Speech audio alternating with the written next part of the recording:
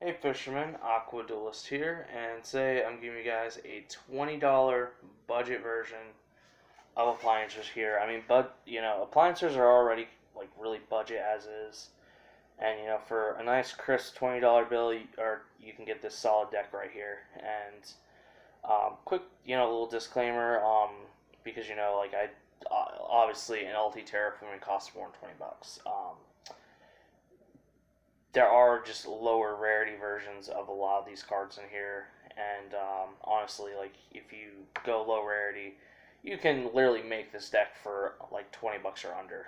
The most expensive card in this build is Harpy's Feather Duster, which is like $4 to $5. It's the super rare from the Egyptian God structure decks. So yeah, and that's the most expensive card. Like literally, it's like $4.50. So yeah, we're gonna go ahead and just jump into this, guys. Make sure y'all harpoon that subscribe button. It really helps the channel out.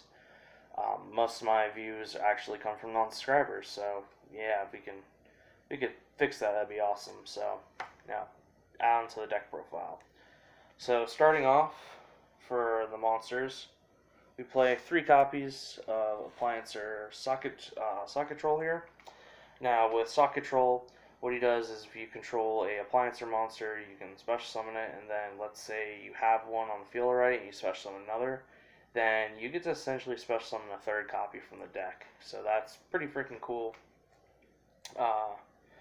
Next is 3 copies of Appliancer Copy Vocal here. Now, Copy Vocal, if you control a Appliancer monster, you special summon it, and then you basically take the name of his name becomes like the other appliance monster you control, like the name of that. So the whole thing is basically you have a socket troll in the field, you special summon copy vocal here. His name is becomes socket troll. So you get to essentially special summon a 2nd socket troll from the deck. So that's pretty freaking cool. Now, we play 3 copies of Appliancer Breaker Buckle here, and honestly, he's just kind of eh. You basically discard and protect a appliance monster, and you take no for battle, and you take no battle damage, and then you can basically banish it to keep an appliance from getting destroyed. We literally play it just for the appliancer name mostly. It's like okayish, I guess. I don't know. But yeah. Now for the spells, we play 3 copies of Appliancer Electrical World here. So this, when it's activated, we get to add a Appliancer card from deck to hand. And notice Appliancer card. It doesn't state Appliancer monster or traps, but no, it just says Appliancer card. So this can get you literally any Appliancer card out of the deck, which is really nice. And then you can also switch the position of 2 Link monsters, which is pretty cool because Link monsters actually have different effects depending or not if they're linked or co-linked. So yeah. So next we play 3 copies of Appliancer Test. It's like a weird mix of like Monster Reborn Soul Charge kind of. With this, you basically target a Appliancer you control, and then special summon link ones from the grave basically to zones it points to, but they get banished when they leave the field. So yeah. That's why it's weird because you're gonna want to use this with Celtipus on the field to get 2 link ones out of the grave. So that's that's what I'm saying. It's like a mix of Soul Charge and Monster Reborn in a sense. And then we play 3 copies of Appliancer Reuse. This is actually a Monster Reborn, and then when the monster you summon will leave the field, it goes back to the deck instead. So that's it for the Appliancer cards. 18 in the main deck in total. Can't wait for the new Appliancer support to come out. It's gonna be freaking dope. This deck's gonna be it's gonna be better. This deck's just gonna basically just OTK. It's gonna be awesome. So for the non-Appliancer spells, we play 3 copies of Machine Duplication here. The gold rares out of maximum gold. I think they're like $1 a piece, maybe like $1.50. So like all of our Appliancers are basically machine dupe targets, so there's no reason not to really play it. So yeah, just gets us free link fodder. Now for the spice, I'm playing 3 copies of Fang of Critias because I do have a Mirror Force package in this. So why not play this and make Mirror Force Dragon? Like it's spicy. Gives you some protection and basically lets you nuke the field. Now for some power spells here. 1 Harpy's Feather Duster. I mean, it's good if you get it. Like I said, it's like a $4.50 card. This is the most expensive card that in this deck. 1 Monster Reborn. There's commons. 1 for 1 has so many commons. Terraforming, so many commons. You kind of need to get the Monster Reborn, the 1 for 1, and the Terraforming for the deck. Like you kind of need those out of all those. So if you're trying to cut back, I'd say the Harpy's Feather Duster is the only one you really want to cut back on there. Now going on to the traps. First in Spice, play 3 copies of Mirror Force Launcher. So with this, you basically get to add a Mirror Force from the deck during the main phase each turn. If I remember correctly, yep. You discard a monster, and then you can add a Mirror Force from deck or grave to hand. And then if it's set and your opponent destroys it, you literally get to just reset this and then set a Mirror Force from your deck, hand, or grave. And they can be activated that turn, which is it's insane. So it punishes your opponent, and that's like freaking awesome. Next up for the Mirror Force package, obviously gotta play 3 copies of regular Mirror Force for that Mirror Force Dragon. OG Mirror Force, pretty cool. Next we play 3 copies of the best Mirror Force, which is Stormy Mirror Force. This was in the maximum gold set as a gold rare, so you can pick it up for like a quarter.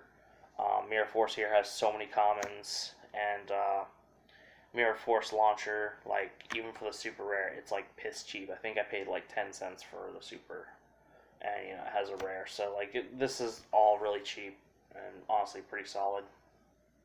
And then for the last 3 traps, 3 copies of Magic Cylinder. Just kind of get some burn damage, because until we get the new Appliancer support, it can't quite OTK just yet, and that's what the deck wants to do. So this kind of helps. This has had so many prints, like it's insane. Like you could get this card for like 10 cents or less. So that's it for the main deck. Now going to the extra deck here. All the Appliancers basically have 2 different effects for link monsters, depending on if they're co-linked or not. So, play 3 copies of Appliancer Celtipus here, and I'm pretty sure Celtipus is the only one that doesn't have that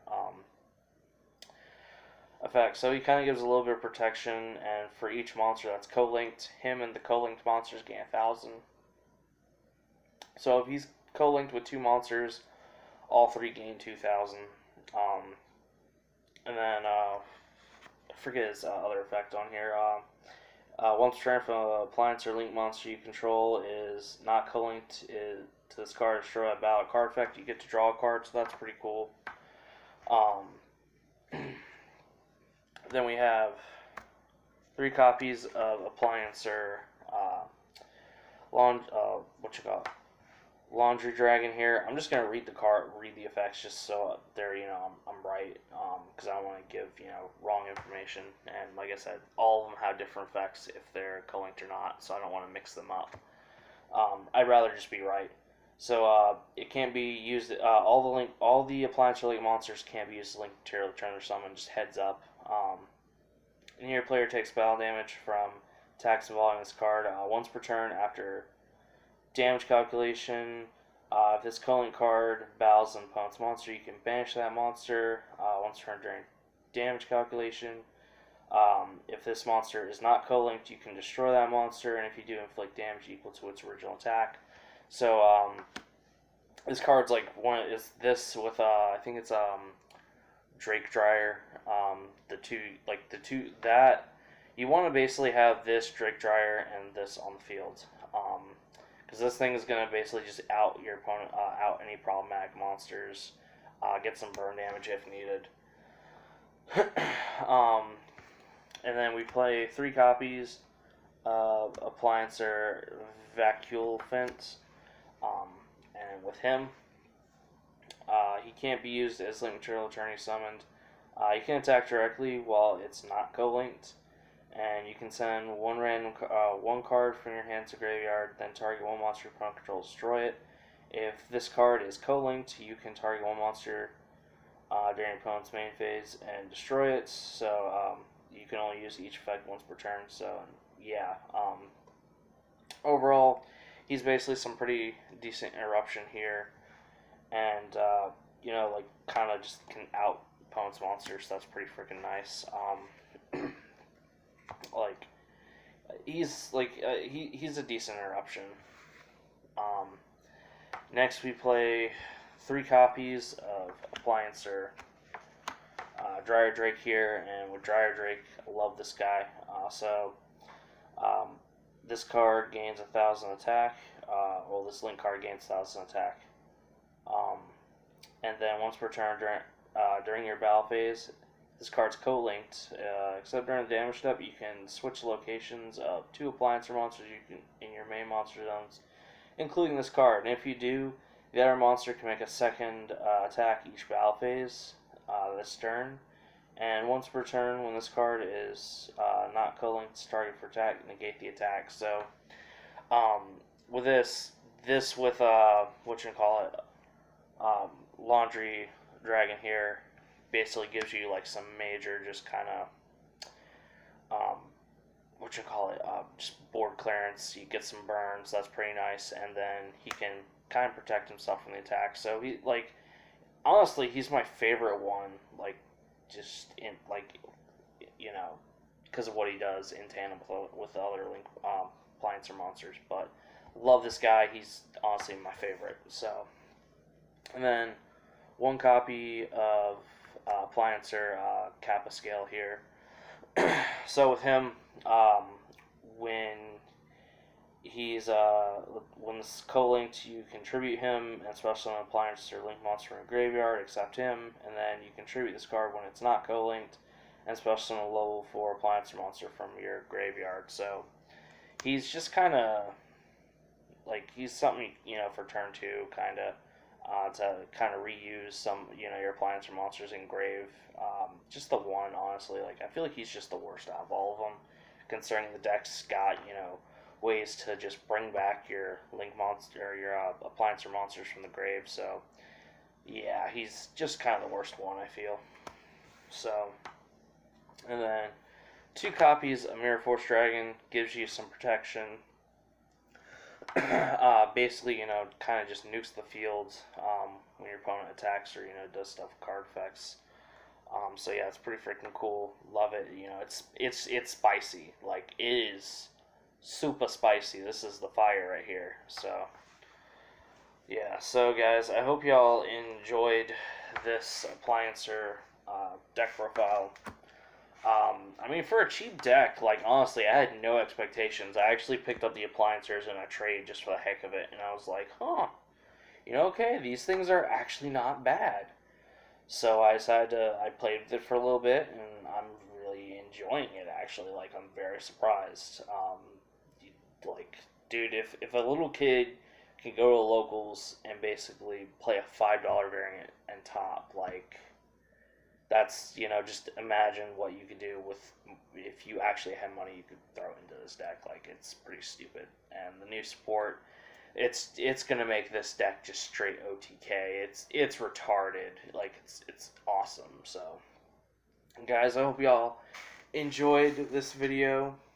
Don't forget to harpoon that subscribe button. Really helps out the channel. And don't forget to harpoon that like button. Comment any comments y'all have. Link description down below to my Instagram. You want to check out some behind the scenes stuff. And I will see y'all in the next video, guys.